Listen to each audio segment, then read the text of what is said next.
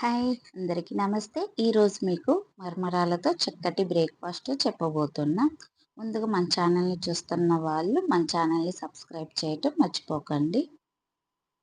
ముందుగా మరమరాలు ఉప్మా చేయడానికి 200 గ్రాముల మరమరాలను తీసుకున్నాను. వాటర్‌లో వేసి కడగాలి. ఎక్కువసేపు వాటర్‌లో వేసుకోకూడదు. అవి మెత్తగా అయిపోతాయి. ఆయిల్ వేసి ఆయిల్ హీట్ అయిన తర్వాత పోపు దినుసులు వేసుకోవాలి.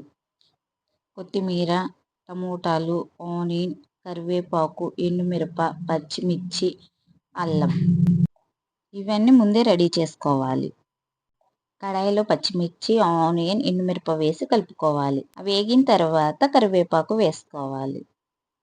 చిన్న సైజులో కట్ చేసుకున్న టమోటా ముక్కలు వేసి కలపాలి. తర్వాత కచ్చాపచ్చాగా నూరుకున్న అల్లం వేసుకోవాలి. బాగా కలుపుకోవాలి. అల్లం ఎంత ఏగితే అంత టేస్ట్ వచ్చిద్ది. మసాలా పౌడర్, 1 స్పూన్ కారం, రుచికి సరిపోయినంత సాల్ట్ వేసి మొత్తం బాగా మగ్గిన తర్వాత కొత్తిమీర యాడ్ చేసుకోవాలి. సన్నటి సెగ మీద పెట్టి కలపాలి.